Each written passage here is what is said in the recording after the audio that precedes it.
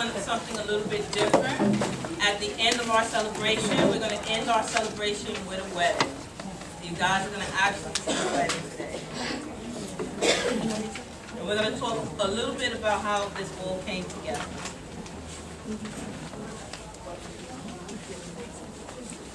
And hopefully all the videos work. Starting from.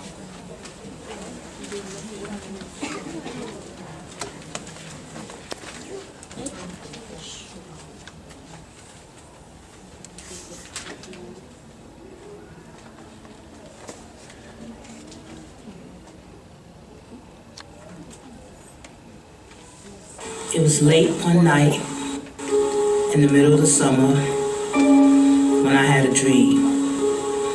But it wasn't any dream.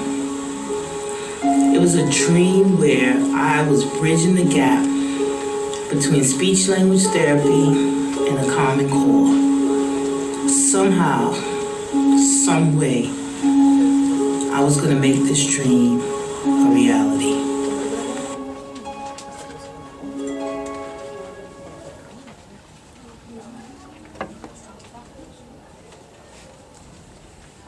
So, the Common Core standards are national standards that help define the bottom line for what is to be learned in the classroom. And language skills are at the core of Common Core. So it's imperative that speech therapists be involved with what's going on in the classroom to help better meet the needs of our students. So that's what we're talking about when we're talking about bridging the gap. And Danielson also has said, teachers must have a command of the subjects they teach, incorporating issues such as global awareness and cultural diversity. And with this lesson, we've done just that. So we've taught our students a different culture. So a lot of students weren't aware of what an arranged marriage was. So we taught them what an arranged marriage was and what it felt like to have somebody choose who you were going to get married to, which is quite different from this country where you can choose to marry whomever you want. We did this through a play written by William Shakespeare, who's one of my favorite writers. He's a clever writer, and his topics range from comic romances to civil wars, from domestic dramas to world-shaking political events. But underlining it all, in all of his plays, three essential questions always come out. What does it mean to be alive? How shall we act? And what must I do? And these are some things that's common to all of us as human beings. And Shakespeare brings all of that out. It's also important for children to see human interactions and human conflict and how it gets resolved. It's also rich in vocabulary. It takes a lot of work to get through Shakespeare, and sometimes students can be resistant. But once you get through the vocabulary, they find out that Shakespeare is very exciting, and they begin to enjoy it. Part of bridging the gap is for educators to have a clear understanding of the state, district, and school expectations for student learning and the skill to translate these into a coherent plan. So to be able to do that, the therapist must be able to interact with classroom teachers and find out what's happening in the classroom. We're going to also, I'll let Ms. Chad just quickly summarize some of the activities and some of the things we did with this lesson. All right, so we did with the middle school students was we read through the story. We identified any unknown vocabulary we were reading. And then we went through different strategies to identify how to find new words. We went through context clues. We went through, who wants to tell me? What did we do? Ashley? We went through how everything went in order, how the story, how we had to put it together and really think about what Shakespeare was trying to tell us in the story. Exactly. So the language in the story was really really difficult. So we went through and we summarized each paragraph, trying to figure out what he really meant by it. Then, through different projects, which you guys will see in a little while, we used the writing process to really go through and take a creative approach to summarizing it and taking the point of view of the characters. We also had the students engage in accountable talk. We practiced that skill. And they also took a mock ELA exam using questions from the story where they had to make short answer responses and extended responses. And they were graded just like they would be graded on the ELA exam. This is a clip of myself and Ms. Rohan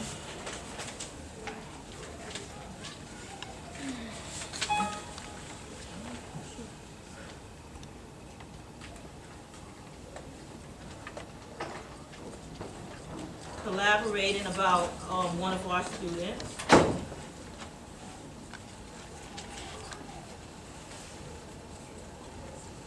So I just can give you an idea of what a conference would look like with a teacher.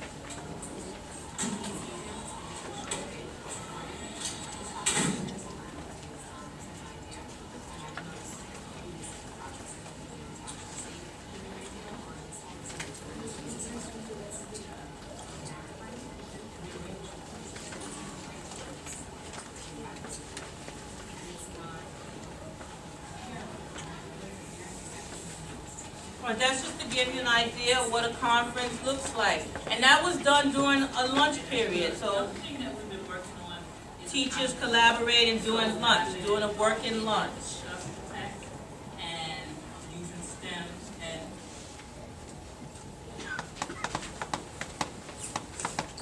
so one of the first things that we did, we encountered this issue about arranged marriages. And of course, all of you felt strongly about this. Everyone was very upset that Hermia's father had chosen a different man to marry her. And so we started off by talking about an argument. What is an argument and how do we present an argument? Most of the time, when people think of an argument, they think about two people heatedly exchanging words. So we talked about really what an argument was and what the purpose of an argument is, which is to persuade or convince an audience of a position they don't currently hold. And so we're gonna begin with what Hermia's plea was for her father. That's her father there, played by Dr. Maho in the back. But this was her plea.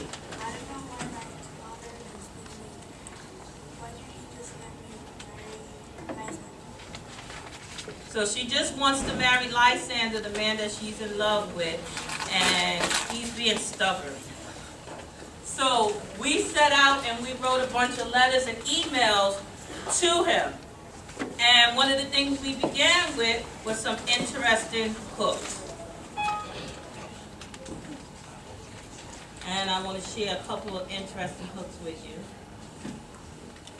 A couple of students here.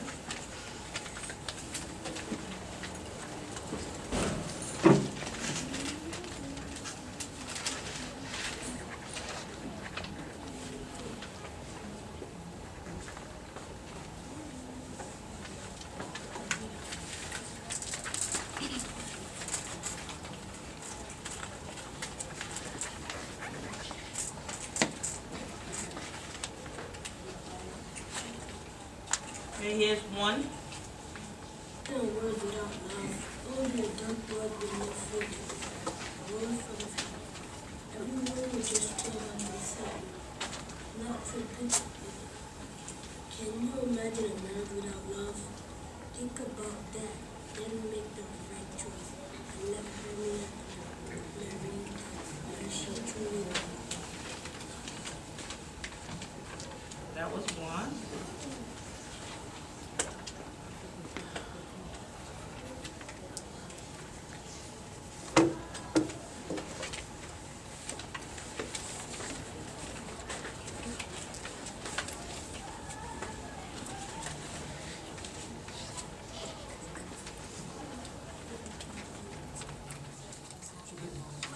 Should someone be forced to marry someone they don't love?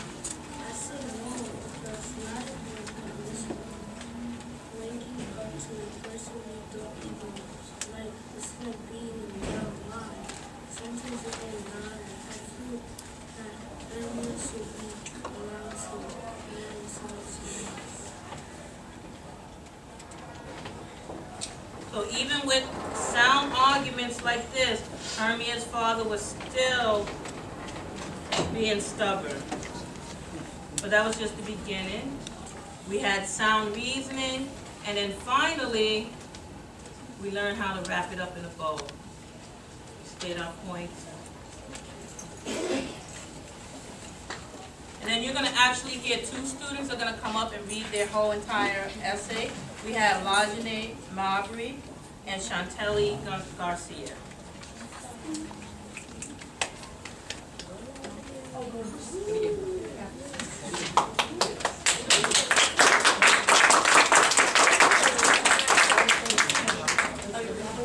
Alright, so last,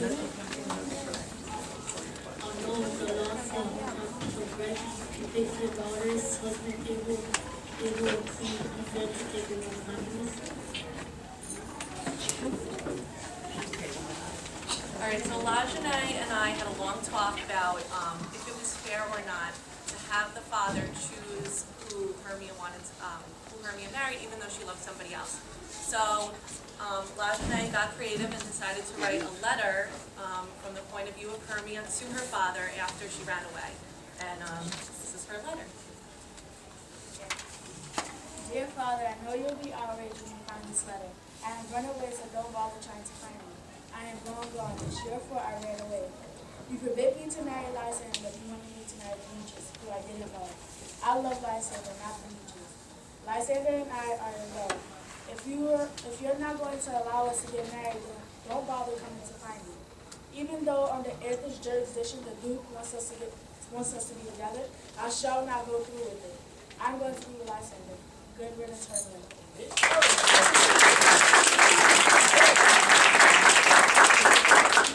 just want to say that Lajane spends a lot of time, that end result was very different than what she first started with. We worked on grammar, we worked on the complete sentences, we took vocabulary from the story for her to put into it, and I think that she did a really great job. Our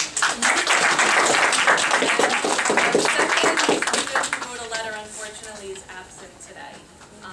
So we're not going to read her letter. I'll wait, and we'll just share it with whoever wants to see it. I have it in the back.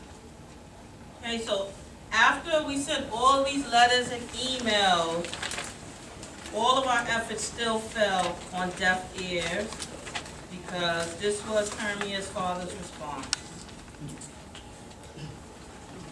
And you can give your looks of disgust to him in a minute when you hear his response. He's sitting there in the back. Such a mean man.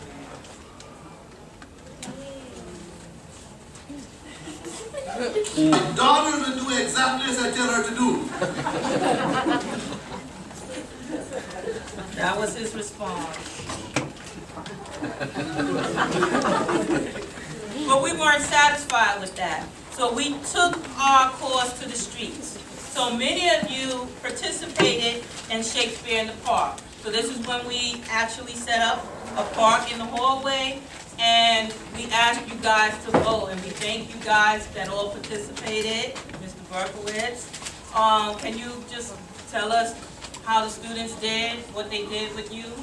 Absolutely. They approached me in the hall and wanted to engage me in the arguments about who the daughter should pursue, the interests of her love or the interests that her father was. And we engaged in debate. And I offered my opinion. And how did you vote, or is it secret? That's a secret. So he still refused to listen to us. So then we had to take another step, and then we took our cause to social media. So this is when our students actually created Shakespeare pages. And to be able to do this took a lot of work because the students had to understand each of the characters.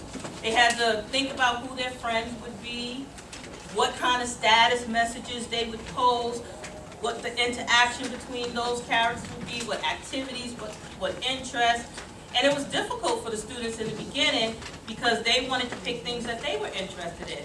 And we talked about, well, would they share the same interests? We have a couple of, I think some of you guys have a couple examples of some of the Shakespeare pages, so you can see what they look like. But even after we went to social media, he still refused. So we also have another project that the students engaged in, and we have some students that will be coming up to present. I'll let Ms. Chad talk a little bit about the character analysis. So, like I said before, while we were reading the story, the language of Shakespeare is very different than what we use now. So we did a lot of reading between the lines and trying to figure out exactly what he meant, which then led into a lesson on inferencing. And what we did was we used events that happened in the story to come up with inferences about what the characters are like, what kind of people they are, character traits. And then a few students also came up with character traits of their own, and they compared them to the character and then wrote about them. So I'm going to have a few of the students come up and read the end result. I'm going to start with Note Fair. It's each of a beautiful poster.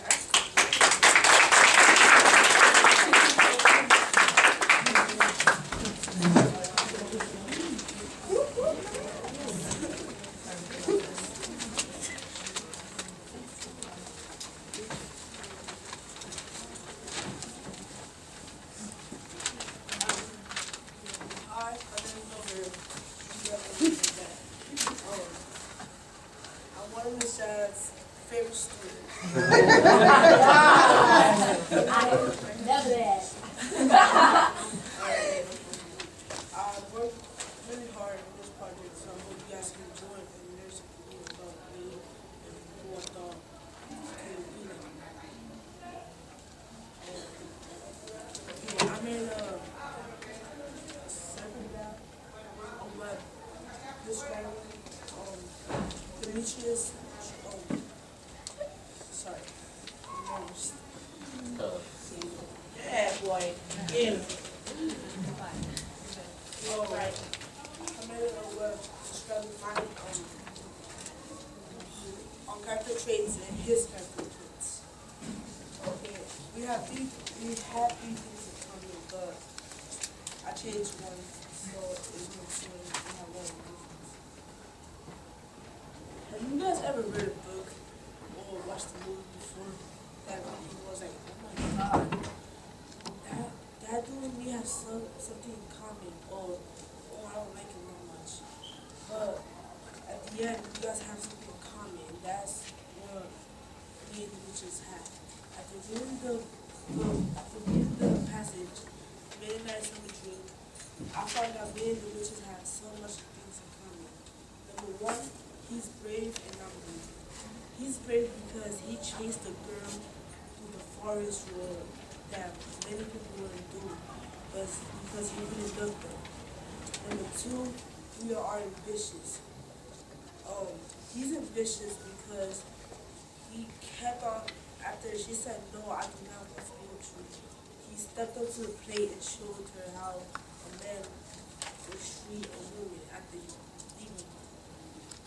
I am ambitious because as a young kid in the Bronx, it's really hard to survive. You need to hustle for your grades, hustle to be somebody in life, and that's what I want to be. Okay, our only difference is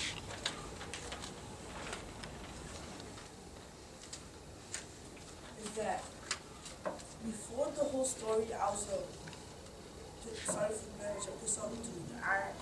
Anything would get me mad. But I took a day off from school and went to my uncle's house and really thought why I was supposed to be mad. Throughout the story, the Mitchell was mad because after the king chose him for his daughter rejected him. She didn't want him. I changed my mood. I decided that if I'm mad, the people around me are going to be mad. And I'd rather not go do that. So he got mad because after Hermia, if I'm right, said no, she rejected him over and over and over. But if a girl says no the first time, you can keep on trying, but at the same time, it's not going to work. If a girl says no, it's no, especially if she's open, if she wants to get this to me. I've been through that, trust me.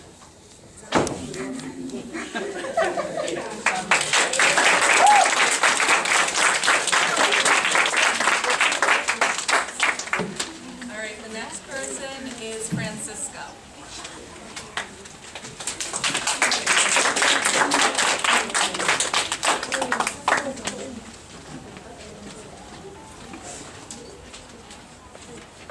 Hi, my name is Francisco Tibe, and I am one of Ms. Chag's students.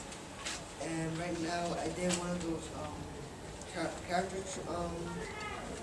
analysis, and I did the same thing as Mujer did, Brent, but I didn't do it, so I just wrote what do we have to say, me and Lysander. So there's no differences. So we're the same. I read a story named Midsummer Night's Dream by William Shakespeare. I have a similarity with Lysander.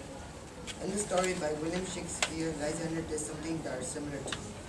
We are brave, optimistic, and confident. The first similarity we have is we are both optimistic. He is optimistic because the father told him he can marry Hermia.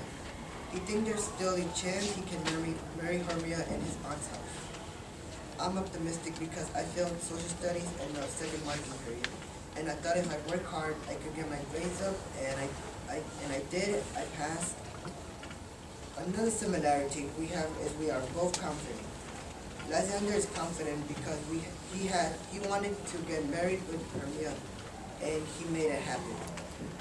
I'm confident that I was going to 8th grade, and I did. Now the last similarity we have is we are both brave.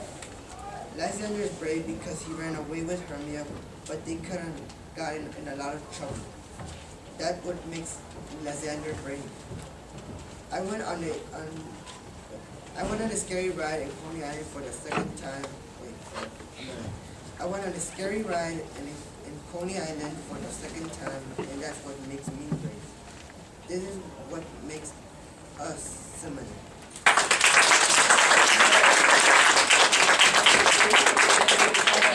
Say about Francisco, he worked really, really hard on supporting why he chose the character traits that he did, and he really put a lot of thought into it, so I'm very proud of him for that.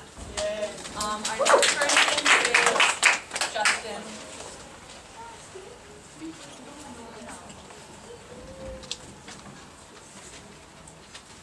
Hi, my name is Justin. I'm in China. We have the object is a do of action. We also love because we are both Leo. The services and something. The first trait we have in common is vehicle. Just like the hand because he decides for action. To make decisions to action. For example, we decide to do a meeting. It decides to live out of the like this. For example, I thought about no one could stop playing and we listen. Let's talk about it.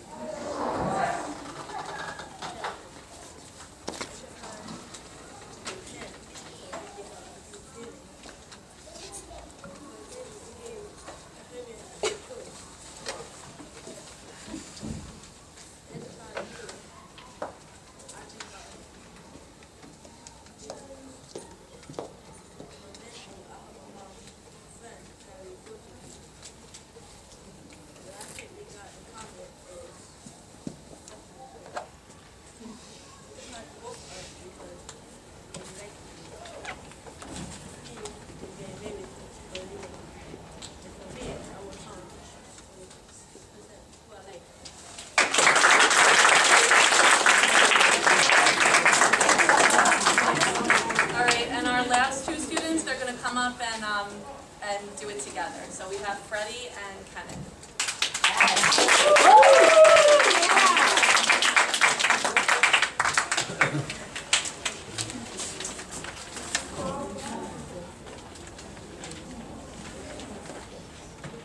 Hello, my name is Kenneth. I am one of the Michelle students. I'm going to read about Alexander and after I read the Midnight Summer Night written by William Shakespeare, I found that I was different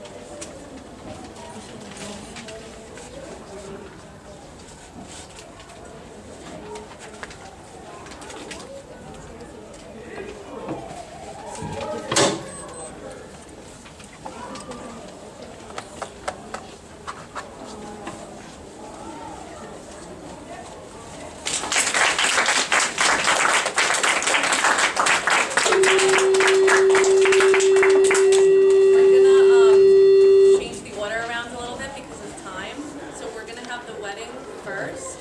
And then don't go away because we have a song written by a student, a rap written by a student, based on the ending, which you'll see, and then a few other projects that they're really excited to show you. And we're really excited about this wedding because it's not easy, ladies and gentlemen, first of all, to get up here and perform. It's not easy to stand before a video camera and be recorded. It's also not easy to coordinate and get all these people together. So I want to thank both of our APs for agreeing to do this and participating and taking time to do this. And they've really been excited about doing this, and they really got into the role. And that was nervous for me too, just approaching them to see, because their time is valuable, as all of ours. But I appreciate you guys taking the time, and this is a representation of both schools. So this is also a merging, a marriage of both schools as well. So we're very excited. So the Bruin Investment Bank, can you come up?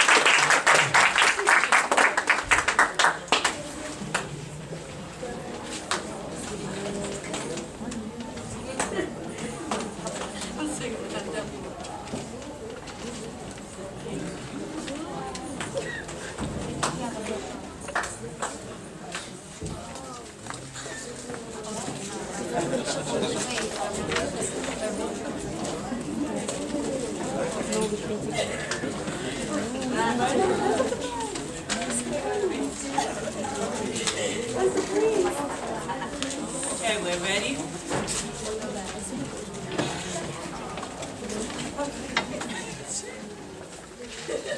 Y'all can sing the song.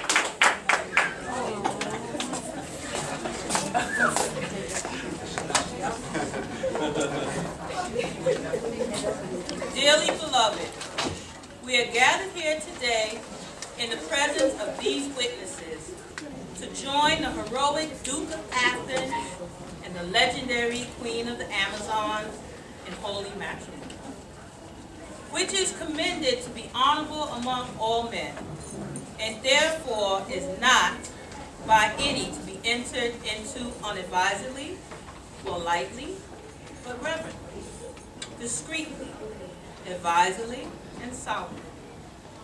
Into this holy estate, these two persons present now come to be joined. If any person can show just cause why they may not be joined together, speak now or forever hold your peace. Do you, the Duke of Athens, take the Queen of Amazons to be your lawfully wedded wife, constant friend, faithful partner, and love from this day forward, in sickness and in health, in good times and in bad, and in joy as in well as in sorrow, for as long as you both shall live? I do. And do you, Queen of the Amazons, take the Duke of Athens to be your lawfully wedded husband, constant friend, faithful partner, and love from this day forward, in sickness and in health, in good times and in bad, and in joy as well as in sorrow, for as long as you both shall live?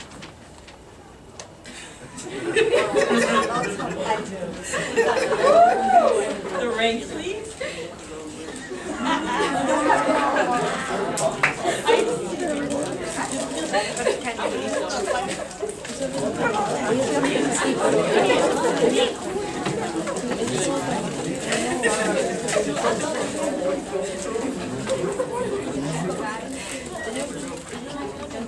Okay, first two. Can you repeat after me? I, the Duke of Athens, I, the Duke of Athens, take you, the Queen of the Amazon, take you, the Queen of the Amazon, and give you this ring, and give you this ring as an eternal symbol as an eternal symbol of my love and commitment to you. commitment to you. Now you repeat after me. I, the Queen of the Amazon, I, the Queen of the Amazon, take you, the Duke of Athens, take you, the Duke of Athens, and I give to you this ring and I give to you this ring as an eternal symbol of my love as an eternal symbol of my love and commitment to you. and commitment to you.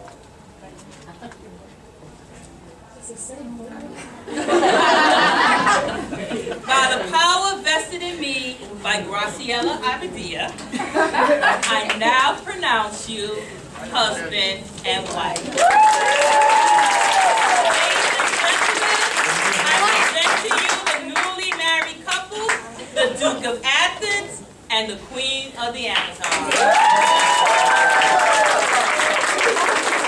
We're going to have them on up, okay? Turn around, and then they're going to take a walk down the aisle. Ready? Please stand in. Ready?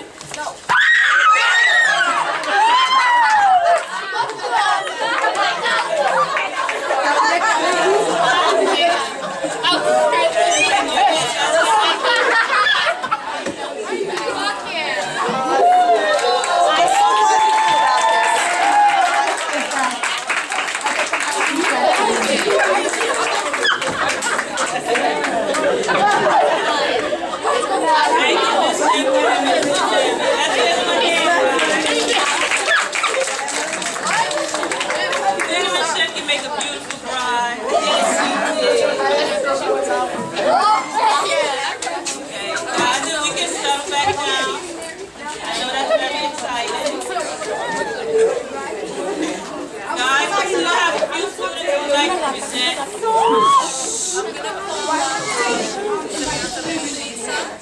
And she wrote a beautiful song summarizing the story.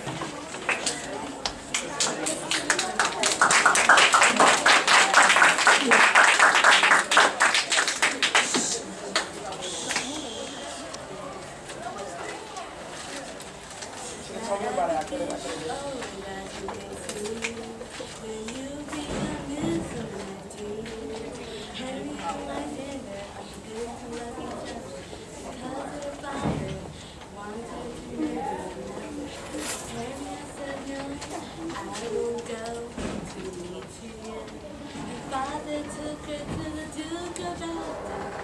Duke of Athens gave her music to and everything picked up, becoming known.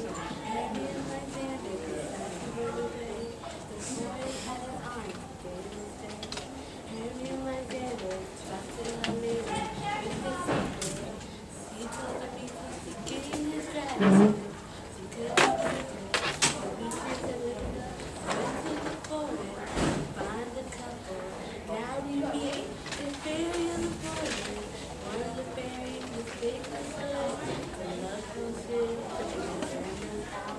But when it's in the open, he's shy. He's now in love with a lady. Harry got set over the bread, the love goes in. With the antidote, open inside, the real love goes in.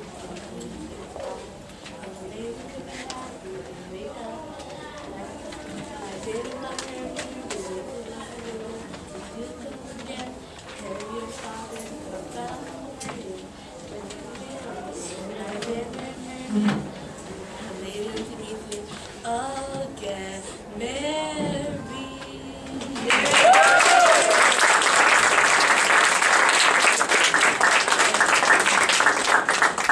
And our second performer is Keita.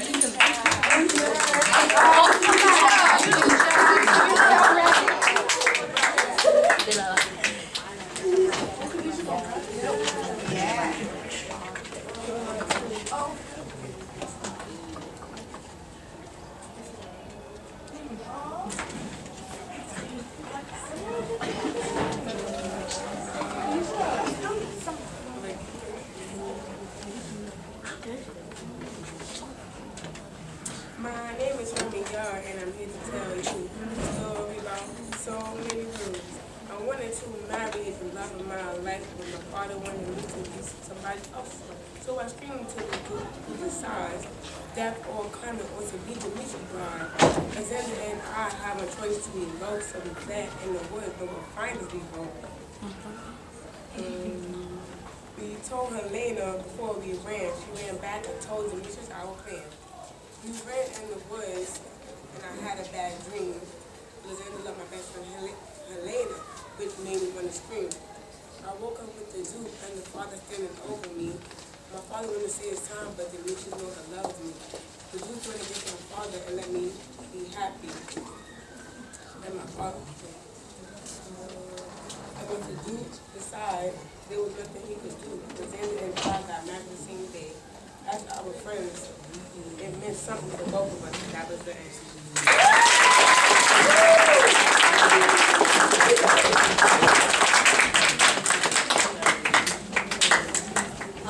Okay, so Isabella, instead of writing a song, what she did was she chose a wedding song for the couple, and she explains why she chose that song.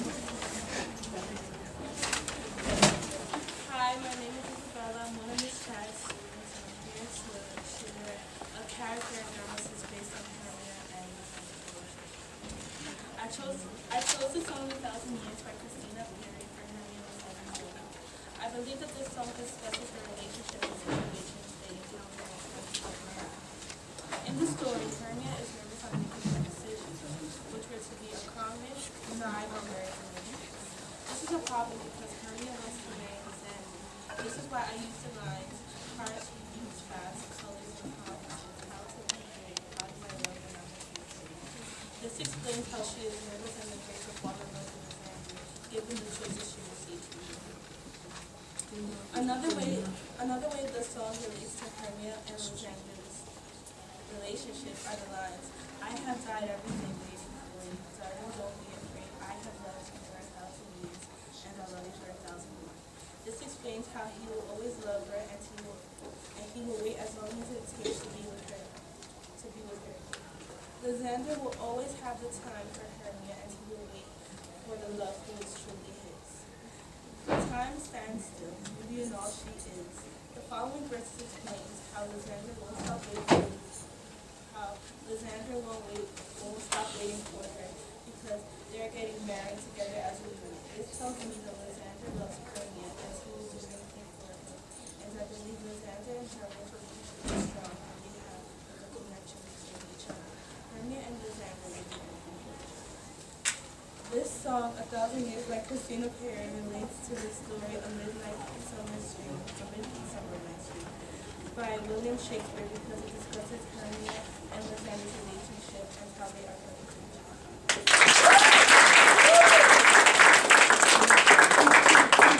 So next we have some students actually write wedding vows, and we have 3 students that's going to come up.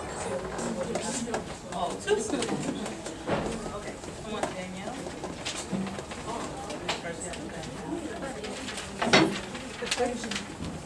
And JD too.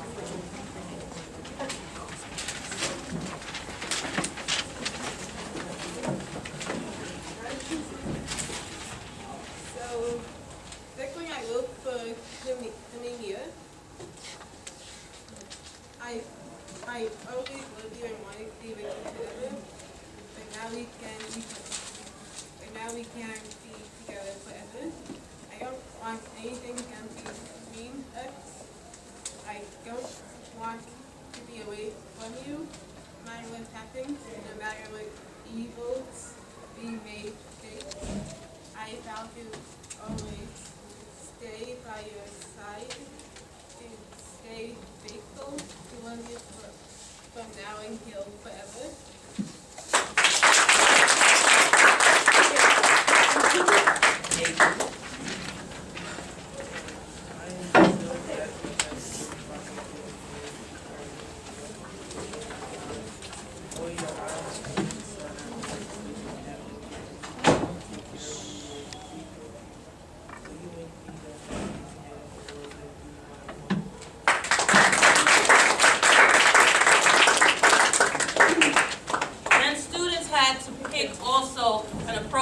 place that they felt that the couple should get married.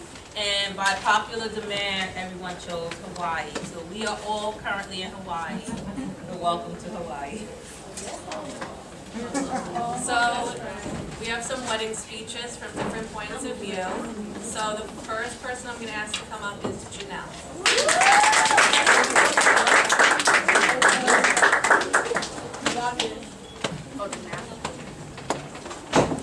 Hello, we are here today.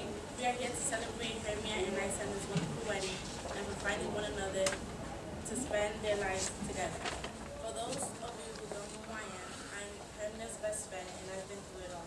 I've been there through all the running in the woods and your father not wanting you to love Lysander. We've been best friends since we were little kids in the playground. I love how you found a man who will love and care for you. Lysander, you have to take good care of her and love her with all your heart. And if you hurt her, I will come after her. I know I won't have to worry because you've been pinning for Hermia, so you will protect her with your life. I will hope to see you both grow old and die happy and love each other. I really wish the best of with your marriage. All right, Ashley.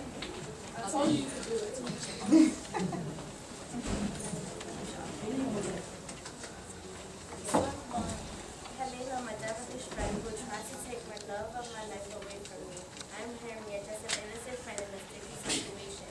My best friend Helena stole my love away from me and didn't even care how I felt. She was just greedy, wanted every guy for herself, no matter who she hurts. Remember when Lysander and Demetrius were all over your feet, drowning yourself with your love? Your thief of love, how can you be so cold-hearted? Oh, wait, that was just a dream. My best friend would never do that to me. I'm overjoyed for my Helena, for finally getting to be with her love, Demetrius. I'm thankful for having you in my life. You have a big impact on my life. I don't know what I would do without you, Helena. Love you. Hope we stay together for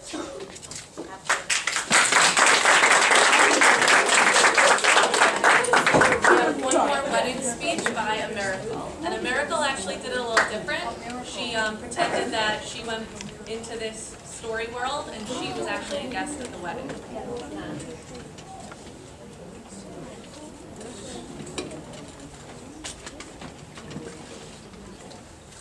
I am so happy to be here today to see the Duke and Hippolyta get married and two other couples, Lysander and Hermia and Helena and Demetrius.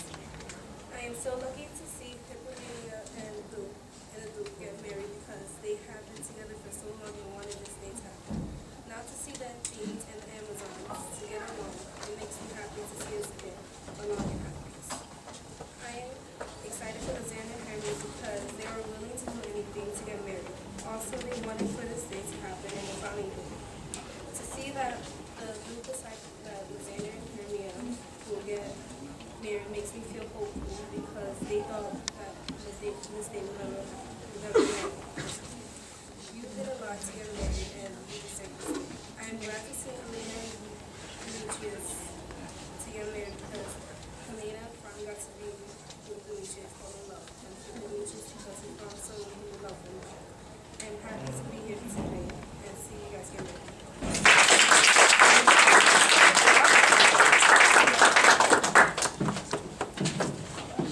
Oh, yes. Okay, so as an extra little piece project that we did was I gave a few students a quote from the story and they used evidence from the story to interpret the quote. So I have only a few students who did the quote. A miracle. Oh, you don't have it with you? Who else? Okay. Petra's absent and Janelle's absent. So we won't be able, I'll have copies if anybody wants to read it. Do you want to read it, America? I don't have it. I think I have it. You want to read it? Let's read it.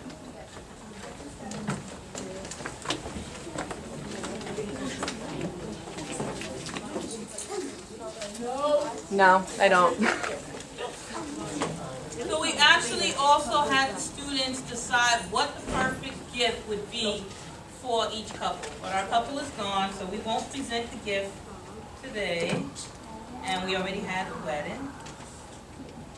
And so now it's time for the reception, I guess everybody's favorite part. That's the part where you guys get to eat and socialize, drink,